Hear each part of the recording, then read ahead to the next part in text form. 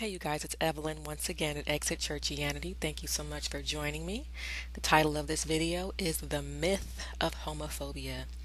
And if this is your first time on my channel, I strongly suggest you read the comment policy. Look in the description box beneath the video. Read the comment policy before you waste your keystrokes because I do not approve disrespectful comments. So save yourself the energy and the time. Read the comment policy to make sure that you leave a respectful comment. But I'm going to be doing a video commentary here on a article that I wrote, and this is probably one of the most interesting notes that I've written in a while. But basically, this note is a two-part note in response to a pseudo-scientific study that's being passed around the internet. I don't know if you've seen this study before, but it's basically saying that homophobic men are the most aroused, the most sexually aroused by homosexual pornography. So this study, of course, all the liberals and all the homosexual activist types and their sympathizers are passing this article around the internet as if it's the gospel. So I began to look at the study.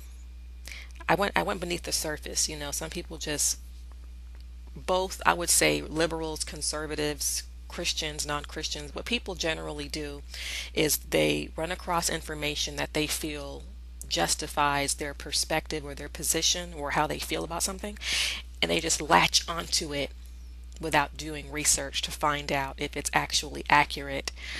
Christ said in John chapter 7 verse 24, he said, don't judge according to the appearance of things, but go beneath the surface and make a righteous judgment. Another scripture in Proverbs, I think King Solomon said,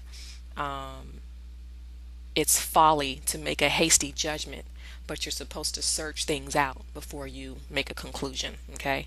And so that's what I did. I saw the study and I was like, let me look up the actual study and look up the authors, their background, their perspective on homosexuality, their perspective on homophobia, their associations, their degrees, credentials, who funded this study. Is it, if this study is funded by a homosexual activist group, then obviously that's going to be a conflict of interest, right? Yeah. See, I'm going to get into this. But it's a two-part series. This is part one. There's going to be part two later on because I'm still gathering a lot of information for the second part of this study, and it is mind-blowing. I don't care whether you're a liberal or a conservative, right-wing, left-wing, whatever. This is really, really interesting, and this goes to show you that there are people. Okay, I'm talking to you that are not Christians. I'm talking to those of you that are not believers, that are not conservatives. There are people on your side of the fence that are charlatans in the field of science, okay? And they will take advantage of you and pass off junk science, okay, to manipulate you and to indoctrinate you. Never ever think that the only charlatans are in the church, like Benny Hinn and Creflo. No, you guys have charlatans too on the left. So you need to be careful of this stuff that you're passing around on the internet as if it's scientific, because it's going to be refuted thoroughly in this video series. Okay? Very, very embarrassing, very humiliating that people that have doctorates in psychology and everything are latching onto this study and passing it around as if it's the absolute truth when it's an absolute bunch of trash. Okay? But in this video here, I'm going to break down the myth of homophobia. This whole homophobia word has to be dealt with first before we even get into the junk science behind the study and all the bias and all that stuff. So, having said that, junk science is an actual term. Look in the dictionary, look on Google. It means an untested or unproven theory presented as scientific fact. A faulty scientific, in quotations, information or research, especially when it's used to advance special interests, Junk science is also a poorly performed study that reaches sweeping and possibly erroneous conclusions despite weaknesses in methods for collecting and analyzing the data. Now, those of you who are on the left, liberals, atheists, non-Christians, whatever, there's a lot of junk science out there.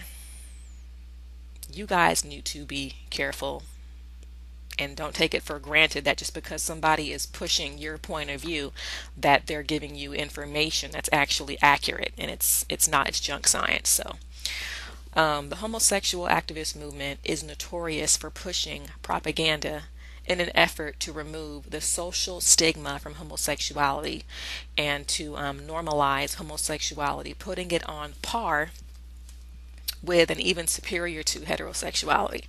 They also push homosexual propaganda in an attempt to obtain immunity from criticism, meaning they want to silence their critics, basically by criminalizing and penalizing anyone who speaks against it and refuses to endorse any aspect of the homosexual agenda, namely this same-sex quasi-marriage redefinition that's being pushed. If you don't endorse that, then they try to criminalize you and they try to penalize you, and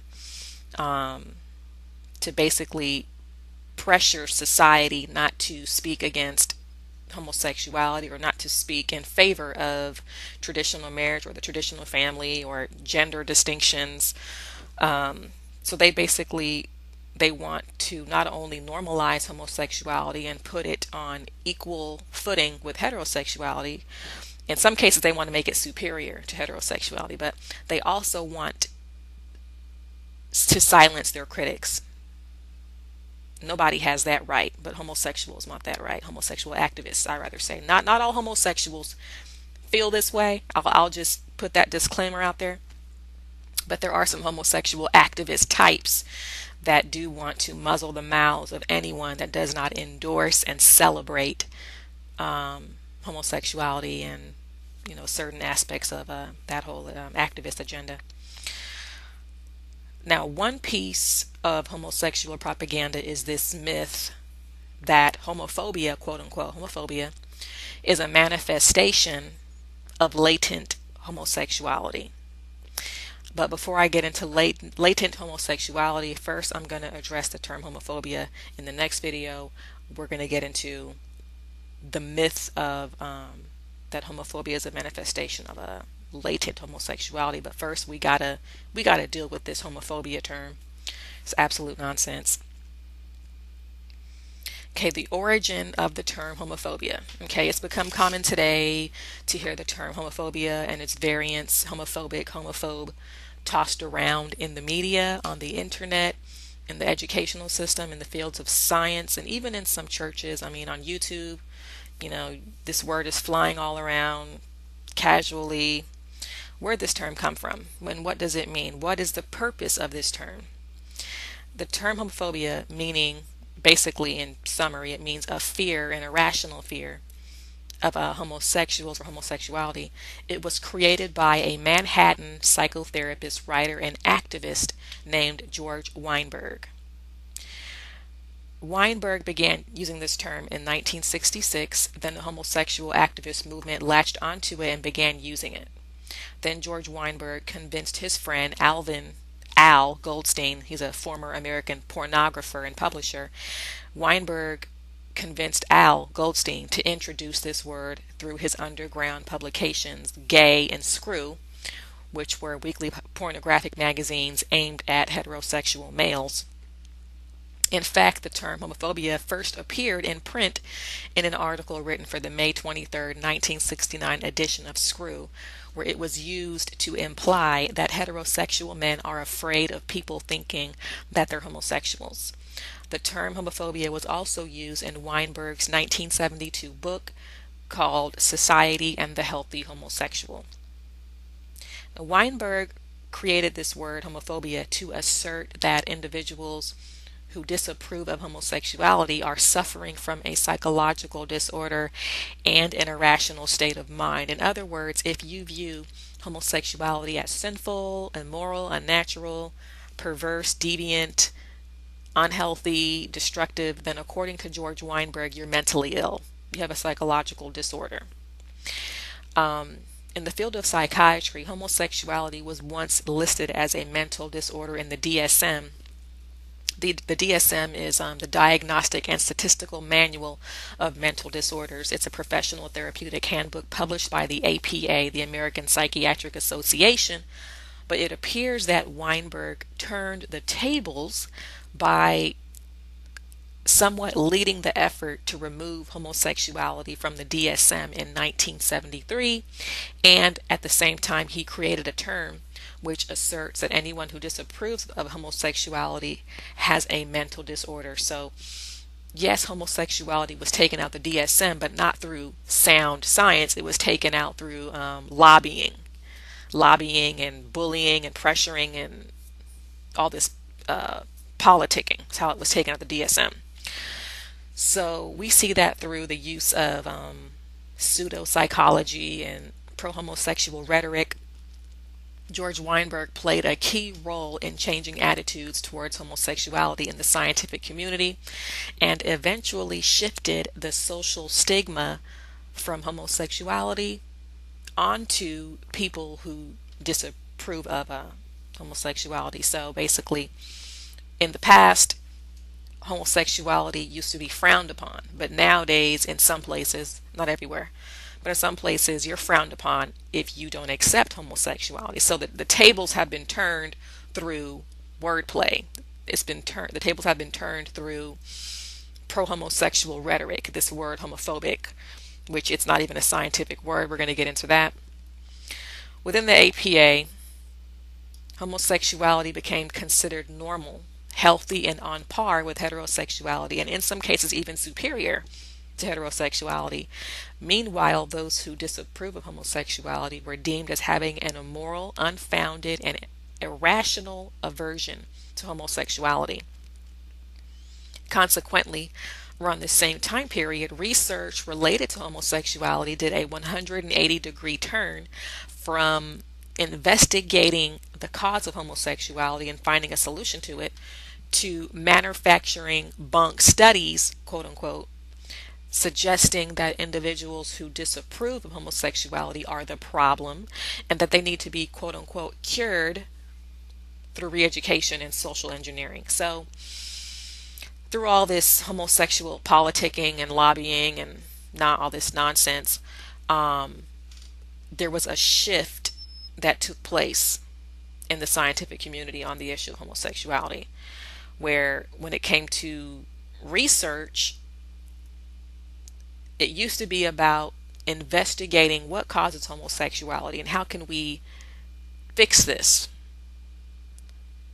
It shifted from that onto, oh, these people that don't accept homosexuality, they're the problem. They have the mental disorder. How can we fix them? How can we re-educate them?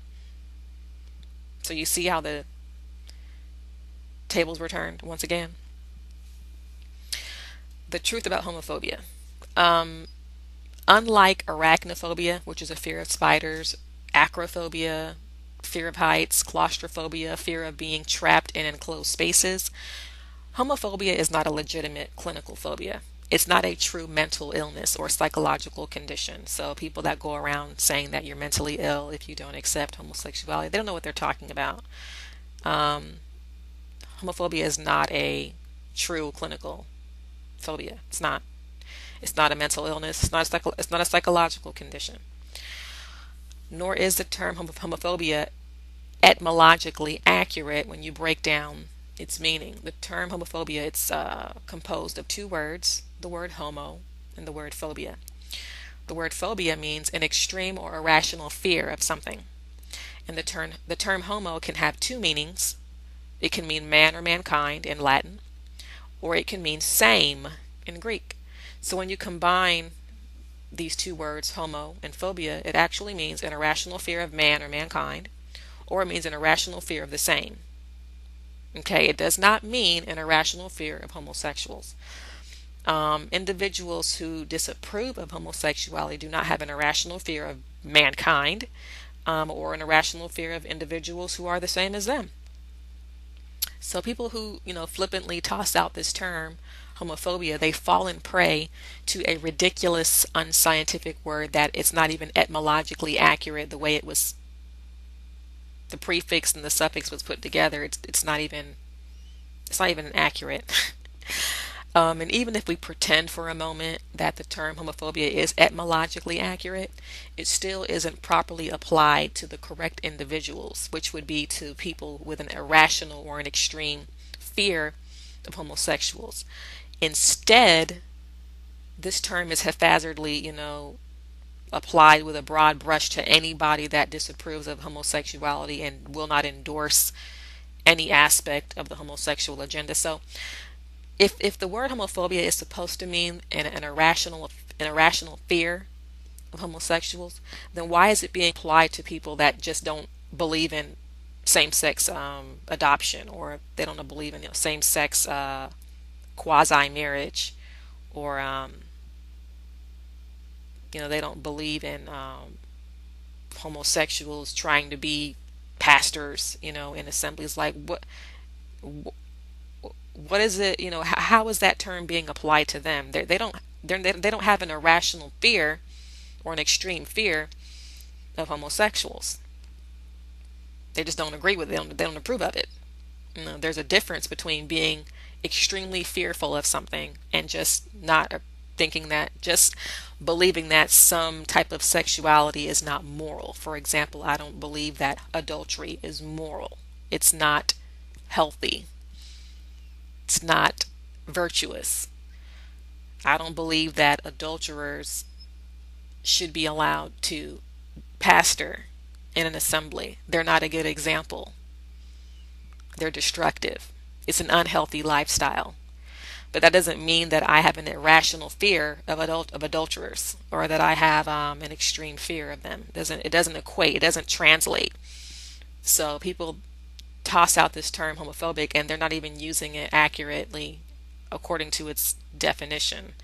They just throw it out if you don't celebrate homosexuality, and if you don't totally agree with everything in that platform, they call you a homophobe, which is not accurate. And it's very, very reckless to, toss that term around, like that.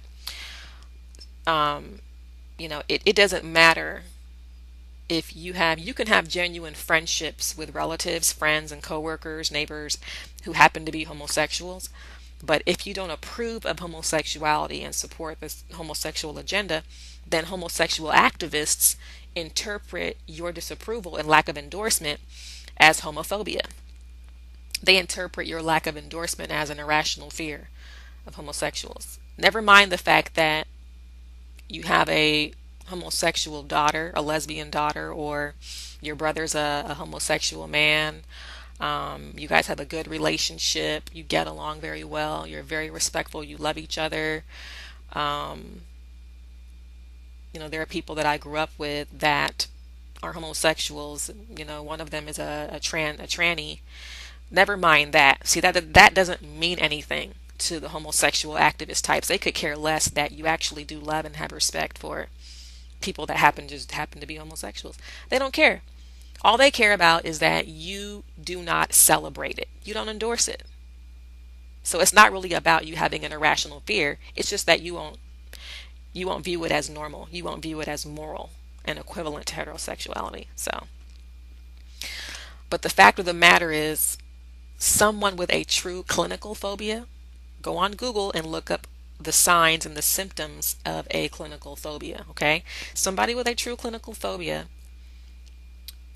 of homosexuals will not willingly and voluntarily form genuine friendships with them. They will not associate with homosexuals voluntarily.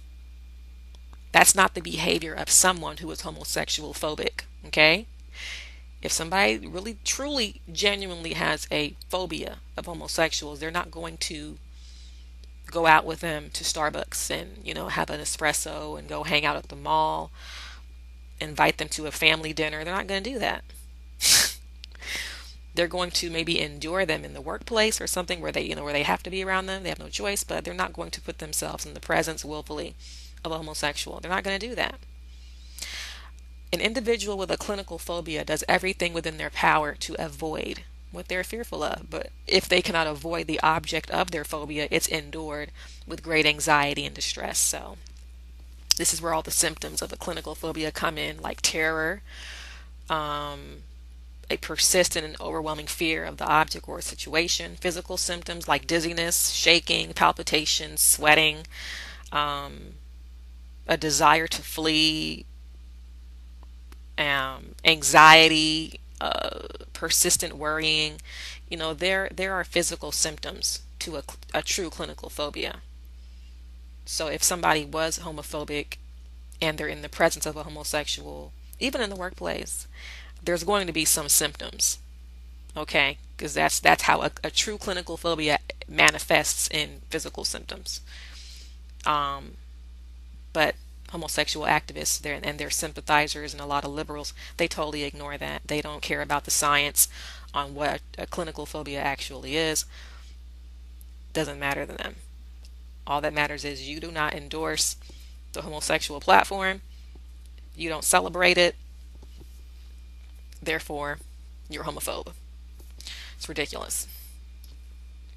Okay, now what is the purpose of this term, homophobia? See, there's a reason why George Weinberg came up with this term. What's the reason why? Considering that the term homophobia is not scientific, it's not etymologically accurate, nor is it properly applied to the correct individuals. So what is the purpose of this term?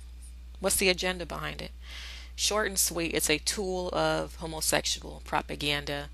It's one of the many, I would call it, shaming language terms designed to negatively label anyone who holds to a God-informed biblical view of human sexuality, marriage, family, and gender. The goal is to remove the social stigma and remove the shame from homosexuality and shift the social stigma and the shame upon the biblical view and on the people that hold to that view, such that those people feel pressured to accommodate homosexuality, even if they aren't comfortable with it. And they accommodate it because they don't want to be labeled as a homophobic, bigot, hateful, oppressive, discriminating, all these pejoratives. Because, human nature, people want to be accepted, they want to be liked, they want to be approved of in society, and peer pressure from the homosexual activist movement. They're very, very politically powerful. They're very financially powerful. They're working through the court system to try to criminalize anybody that does not approve of it and will not endorse it. And this can really, really work upon the conscience of people that do not agree with homosexuality at all, because they just don't want to be shunned. They don't want to be excommunicated. They don't want to be branded. So they just kind of cower down out of fear, out of intimidation and threats and homophobia and all these other insults invented by homosexual activists. They have other insults they've created, like you're heterosexist. What the heck is that? It's more nonsense, more pseudoscientific trash. No such thing as heterosexism. But they use these insults and they use them like a hammer, okay, to batter away at the human conscience until society is conditioned to feel false guilt for holding to God's parameters on biblical sexuality, and to try to push society closer and closer to accepting sexual anarchy one step at a time, just like cooking a frog. You put the frog in cold water, you turn the fire on low, and you cook that frog slowly. And this is how society is being socially engineered towards sexual anarchy. And because believe me, this is not just about homosexuality per se. This is about sexual anarchy, total anarchy, basically just lawlessness, and particularly when it comes to sexuality, everything goes, anything goes. There's no limits, there's no parameters. Pederasty is okay, and swinging is okay, being a swinger, and everything has to just be accepted. And so society has already been indoctrinated to accept premarital sex, to where now that's not taboo anymore. Nobody cares. Even in some churches, it's nothing for a couple to be shacking up and fornicating, having all these kids out of wedlock. It's not even frowned upon. It's like whatever. That's because the sexual revolution of the 60s, the 70s, and then it pushed further into um, homosexuality. So that's the point that we're at now. But once society gets past this point where they've been socially engineered to accept homosexuality, then it's going to be something else. It's not going to stop here. Believe me, sin is regressive. The sin nature is regressive, it's depraved. It can do a downward spiral until God's mercy puts a stop to it. It'll go deeper and deeper and lower. There's no depth to sin. And if you think homosexuality is the end, it's not the end. It's not the end all be all of sexual depravity. It can go deeper. Look at Rome. Look at all these different ancient societies and civilizations where they got into where men in prestigious positions were having open relationships with young children. It's disgusting. So it's gonna go further. We're in for a tough ride. I'm talking to the believers right now. We're in for a tough ride. But people are accommodating this, especially politicians and people in Hollywood. They're accommodating it for the sake of being politically correct and receiving approval from extremist fringe groups with radical views on sex. It's got nothing to do with, they're not, oh, people are becoming more open to it because the science. No, it's not. There's no science to back up any sexual perversion or any sexual sin, whether it's premarital sex, adultery, swinging, pedophilia, pederasty, bestiality, porn. There's no sound science to back up any of this mess. Okay, there's nothing but STDs, heartbreak, dysfunctional families, broken marriages, traumatized children that don't know who they are, have no identity. That's all. That's the sound science that backs up that all this stuff is destructive. People are becoming increasingly open to this because there's an apostasy. First of all, there's an apostasy taking place amongst professing Christians, which is 2.5 billion people in the world that profess Jesus, okay? There's an apostasy taking place among them where they're doing a downward spiral. And then you have a downward spiral in the world where the world is moving further and further away from biblical parameters on everything, you know,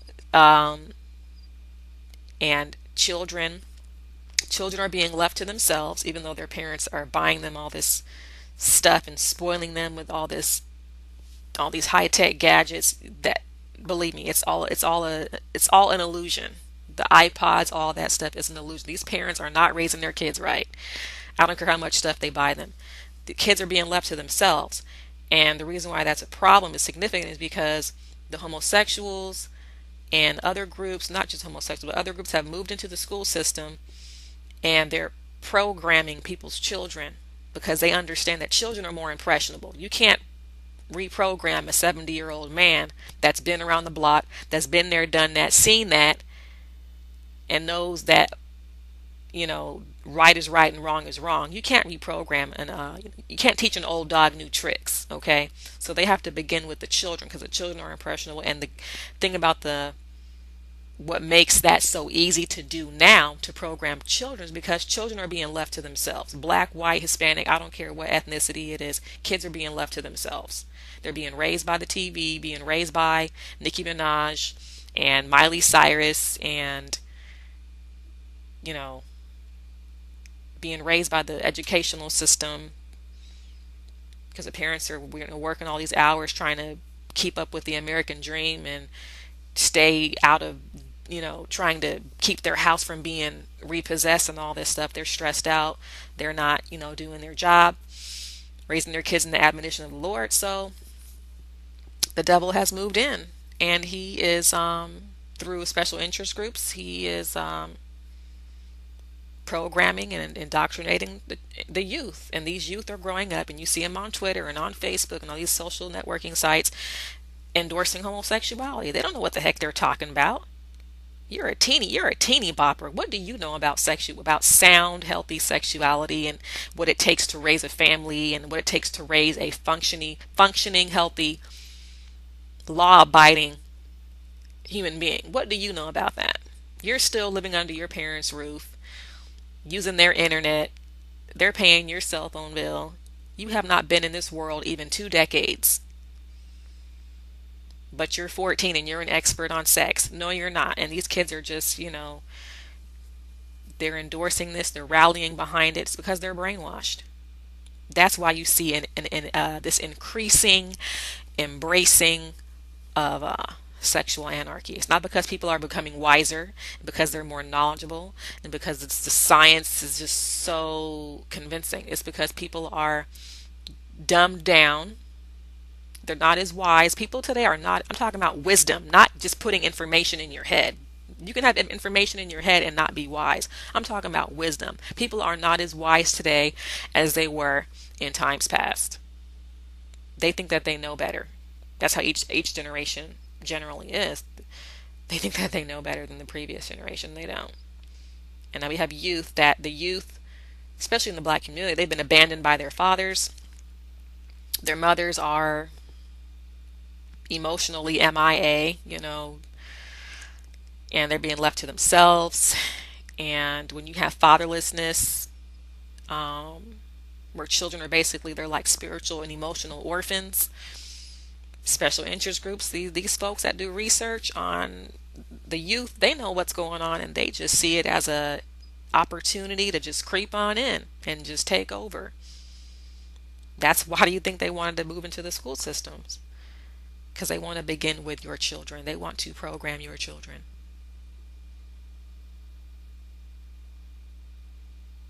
So that's why you see folks embracing this. It's partly peer pressure. It's partly people just indoctrinated. They don't know. They don't really know what they're getting into. Going around and then they call somebody like me a homophobe and they don't even understand the history behind this word. Here's the history. I gave it to you. So in part two, we're going to take a look at the myth that homophobia, which we know is imaginary now.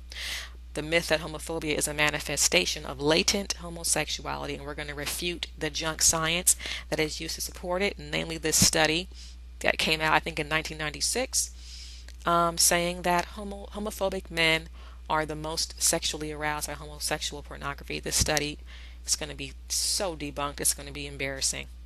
So that will be coming up as soon as I gather the last bit of information that I need on the authors of the study. And leave your comments, be respectful, read the comment policy once again, and I will talk to you all later. Bye.